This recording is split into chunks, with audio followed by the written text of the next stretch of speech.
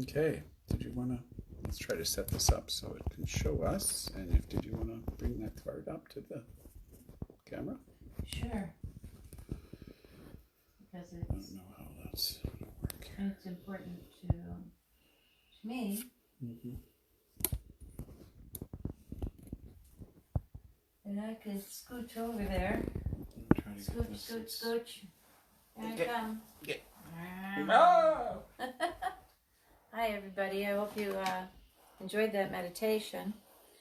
As I said in the book that I was reading from Ellen Cannon Reed, yes, this is backwards to you, but this is the goddess Mut.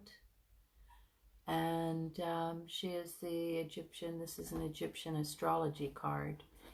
And she's actually the goddess, if you were born between January 22nd to the 31st, or September 8th to the 22nd, which is me. So my meditation was very interesting. I guess I'm going to have to stay up here. You're not going to just see the top of my head. You can make yourself comfortable and I'll adjust trying it. to. There we go. There we go. Hi, guys. So once the energy had, we were circling the energy and I could feel myself going into that sort of trance-like meditative state. And Mut appeared to me and asked that I come with her. And it was like she touched my hand, and in an instant we were in one of her temples in ancient Egypt, and we stepped through a doorway and into her garden. Hello, Norman. And the garden was full of blue lotuses, and there was water running through it, and we were just walking, and she was explaining to me the different plants that were in the garden, and there were baskets of pomegranates, and the pomegranates were the knowledge that I needed, because I just sort of was in awe of this beautiful goddess, and just saying, well, why have you brought me here? What is my message? And that the wisdom can be held in the palm of your hand, which is the pomegranate. And she led me down through the reeds to the water, and there were reed boats there amongst the lotus flowers, and the water that was running through was to carry me on my journey, and that the waters can be rough at times, but when you come closer, there were a number of gates on this waterway, and as you pass through the gates, the waters become more calm. And as you reach what your goal is, what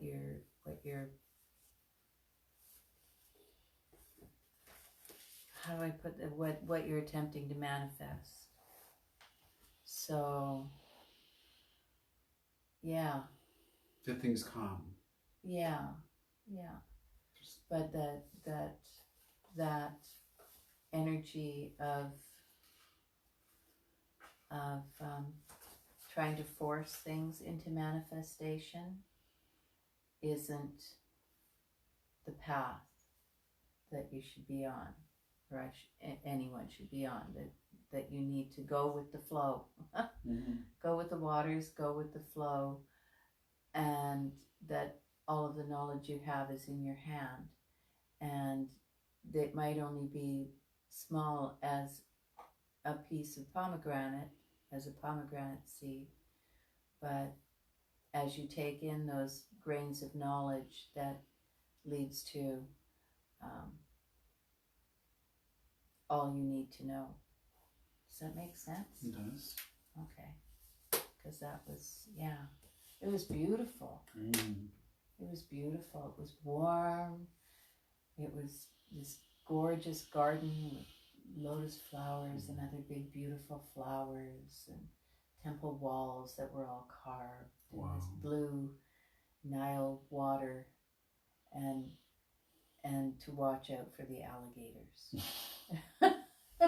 Okay. That's the rough waters. Oh, because yes, it was the Egyptian goddess here in the Nile. So Yes. there's rough waters at the beginning. Yeah.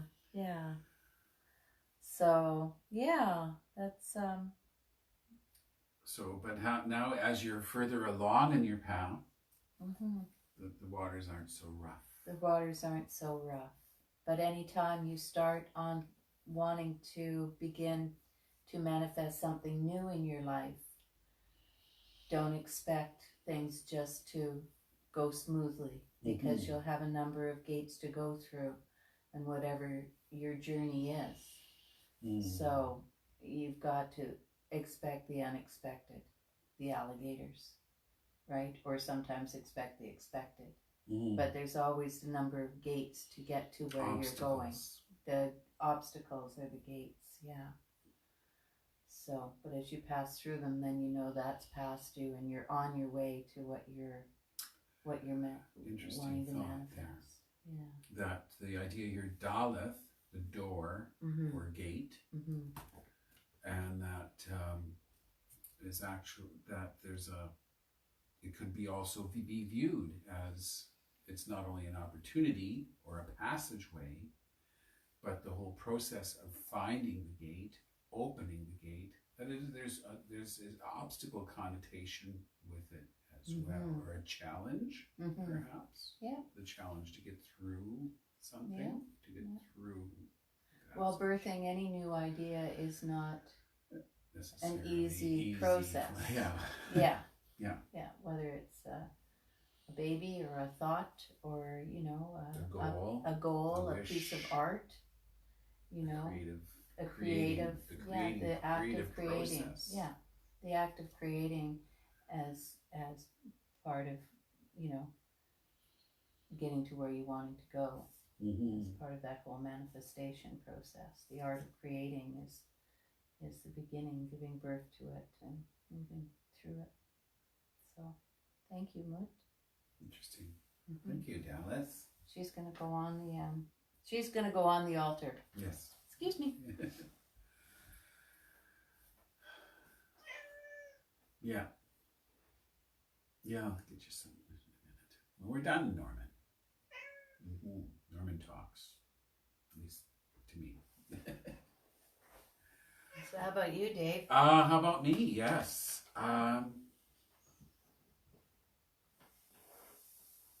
It was peaceful. You know, I was sort of half expecting, you know, but I was kind of focused in my meditation and in my mind's eye I had these things that I was going to look for, like a door or a gate, or kind of this idea of passageway into this realm. But I really, at first it was just kind of sitting, and then I was in this meadow, and then I thought to be in where my own strawberry fields is like this mountain lake, little lake on a mountain on the twilight. And it's a place where I've gone before, so I was back there then. And just on the lakeside, and I right away heard sort of a flute sound. It was like a penny whistle or a flute sound, like this tune, very softly. And then I also heard this, like, the sound of, like, kind of, not waves, but water on, like, the lake shore, like a soft water sound. And then I got a sense of the water kind of around, like, coming in from a mountain stream, going out, and this idea of, and then I heard kind of these soft water sounds. And it really wasn't, I didn't need it to be active. I just tried to settle into this feeling of peace and being by a lakeside, and then there was little sparkles in the plants, like by the lakeside, and they were fairies. Because I was talking about fairies earlier this week, but I've done some work with fairy work. I even took a course with Allison, and these guys were tinier. These were like tiny little fairies. Mini fairies. But I got the sense that they were connected. They're connected to, of course, fairies, regardless if they're tiny or a little bigger, it's really connected to nature.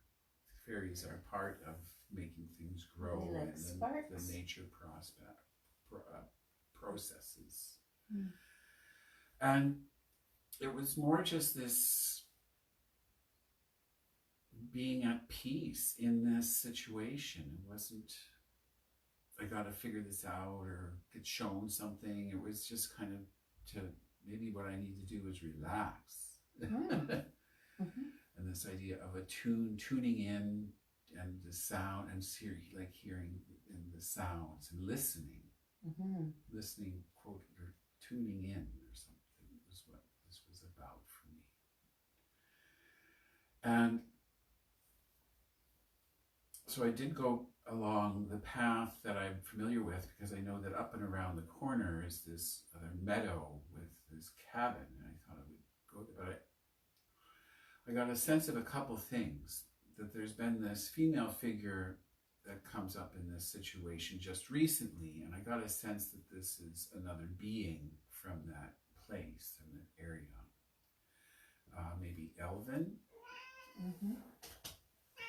Come on. You can do it, Norman. Come on. Oh, goodness. See, you don't have to jump. You're just big enough. Oh.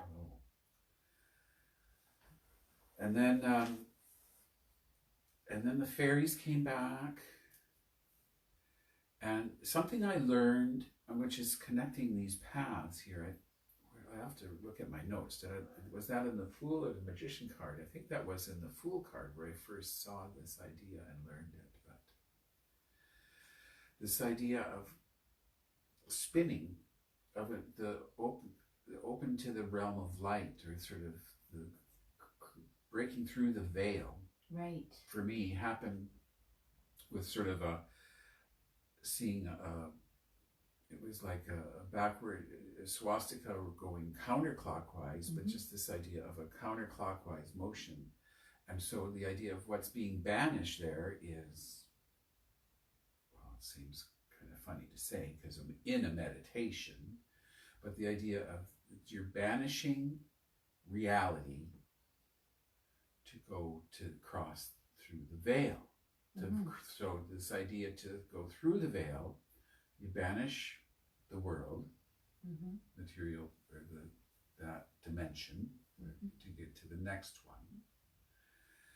And so I did that, but I thought of crossing in, but really I just kind of sat there. I thought of praying, that I created this portal to sort of pray through, to get through into, or be kind of to get the message out. And I really got a sense that there's a lot going on that, in that light realm around, as we were discussing, gestation, that there's things being birthed, that there's a whole new life kind of being birthed.